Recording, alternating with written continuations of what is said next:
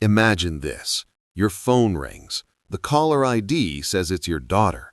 You pick up, heart already smiling, and a stranger's voice, cold and steady, says, "Your daughter is with me now, and she is in safe hands." In that single sentence, a Turkish mother knew her child was no longer alive. What I'm about to tell you isn't a campfire tale or a creepypasta. It happened under the sodium lights of modern-day Istanbul. Its three protagonists are real: Semih Çelik, Iqbal Uzuner, and Ayşenur Halil. It is the story of a withdrawn boy who became Istanbul's butcher, a boy who turned heartbreak into a blade and terrorized an entire nation with crimes that still freeze the blood. The boy in the back row. Semih Çelik was born in 2006 in the historic Fatih quarter of Istanbul. On paper, the family was ordinary: a lorry driver father, a housekeeper mother, a cramped third-floor flat built in 1978. Behind the front door, however, Semih's bedroom was a vault of silence. From the age of 7, he spent entire weekends inside, door locked, curtains drawn, sketchbook open. Teachers called him the Shadow. Never disruptive, never outstanding, simply absent. His drawings were never sunny. No stick figure families, no balloons, page after page of severed limbs, eyeless faces, gallows erected in empty playgrounds. When his mother once found a notebook under the mattress, pages of headless torsos chained to cellar walls, she asked, trembling, why he drew such things. Semih replied without looking up, "The world is ugly. Why should my paper lie?" By 11, he'd stopped reacting to punishment.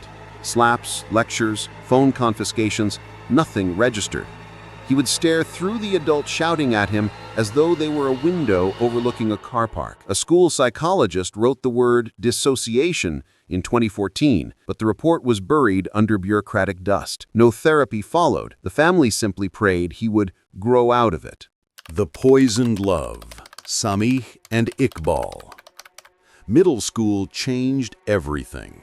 Iqbal Uzuner, straight-A student, hijab meticulously pinned, president of the poetry club, noticed the mute boy in the last desk. She later told a friend she wanted to paint color into his black and white world. Semih, for the first time, allowed someone to sit beside him. They exchanged paper planes, then WhatsApp voice notes, then midnight promises. Iqbal's parents were delighted until her marks plummeted and her vocabulary shifted. "Life is a joke played on the living," she wrote in her diary. She began repeating Semih's mantras, dressing in his palette of gray, skipping prayers. In March 2022, Semih suggested a joint exit. They climbed the Bosphorus Bridge at 2:13 a.m., hands cuffed together with a plastic zip tie. A night fisherman saw them, screamed. Coast Guards arrived within minutes. The jump was aborted. The tie was cut. The court ordered mandatory psychiatric treatment. Iqbal's family transferred her to a boarding school in Bursa, confiscated every device, and surrounded her with cousins. Semih, meanwhile, was left alone with the taste of failure and a growing hunger. The Ward and the Forge. August 2023. Semih swallowed 20 paracetamol tablets, walked into ER smiling, and asked to die. A judge signed a 6-month committal to K-Che Psychiatric Hospital. Doctors diagnosed antisocial personality disorder, severe depressive episodes with psychotic features, chronic suicidal ideation. He refused medication, hiding pills under his tongue, spitting them into the toilet later. At night, he traded horror stories with a cellmate who had once been a butcher. The man taught him tendon structure, the angle that severs a femoral artery fastest, how to disjoint a hip with a single twist. When he was discharged, deemed stable, low risk, He walked out with a plastic bag containing 3 things: a discharge note no one would read, a sketch of a 6-piece human doll, and a second-hand boning knife smuggled inside a hollowed-out Bible. Aisha, the second target. Aisha Noor Halil was sunlight in human form. Design student, TikTok dancer, collector of pastel hijabs. She and Iqbal had been best friends since kindergarten. When Iqbal disappeared into rehab, Aisha sent daily voice notes. "Babe, I'm here. The sun still rises." Semih saw her videos, laughing, twirling, alive, and decided she would be the brush with which he painted Iqbal's loss. He slid into her DMs as Mystery Admirer 06, then revealed himself in staged accidental meetings. Aisha, loyal to Iqbal, tried to fix him. 2 weeks before the murders, Semih presented her with a hand-sewn doll, gray fabric, button eyes stitched too far apart, limbs joined with rough twine. She laughed nervously. "You're such a weirdo, Semih." He answered, voice flat, "You haven't seen weird yet." October party and the live stream confession. 12 October 2024. A warehouse party in Beşiktaş. Iqbal, now 17, attended with university friends, her first night out since recovery. Semih arrived in a hoodie 2 sizes too big, eyes scanning like searchlights. They spoke for 47 seconds. She gave him her new number to avoid a scene. 3 nights later, he started an Instagram Live. Viewers, 17. He cried without tears. "I was going to slit her throat at that party, but I decided to slit my own instead." The night of Edirne. 27 October 2024, 23:41. Semih texted Iqbal a voice note.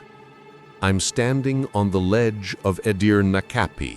If you ever loved me, come say goodbye." She found him seated on the stone parapet, legs dangling, knife resting on his thigh. "Semih, please." He turned, smiled softly, said, "You came." He moved faster than mercy. The blade entered under her sternum, angled upward, a butcher's thrust. She collapsed against the wall, eyes wide, mouthing, "Why?" For the next 20 minutes, he worked in silence, cutting, separating, arranging. When her phone rang, Mom flashing on the screen, he lifted it with blood-wet fingers and answered, "Your daughter is in safe hands now." Police sirens wailed closer. He kissed Iqbal's forehead, whispered, "Finished," and vaulted into the dark. His body was found at dawn, neck broken on the rocks, lips still curved into what some officers described as relief. The room of dolls. Crime scene photos leaked to the press show a single-room apartment, walls papered with sketches. 6 human figures dismantled, limbs numbered like puzzle pieces. On the desk, a handmade book titled Kukla, Turkish for doll. Its final page reads, 6 parts, 6 souls, 1 body complete. Iqbal, heart. Aisha, eyes. 4 more to go. Aisha's corpse was discovered in a wardrobe, hog-tied, washed, throat excised. Time of death, 34 minutes before Iqbal's. He had killed her first, practiced the butchery he would later inflict on his primary obsession. A list taped inside the closet door contained 4 additional names, classmates who had mocked him, teachers who had failed him, a cousin who had punched him in 5th grade. Aftermath and national shame. Turkish media exploded. Headlines screamed, "Istanbul's butcher. Love turned slaughterhouse." Talk show hosts demanded accountability. Parents blamed the hospital, the school, the state. Semih's mother gave a single interview, voice hollow. I told them my son was a storm wearing human skin. No one listened until the storm broke houses. She now lives under police protection, receiving daily death threats. Semih was buried in an unmarked grave somewhere in Edirne.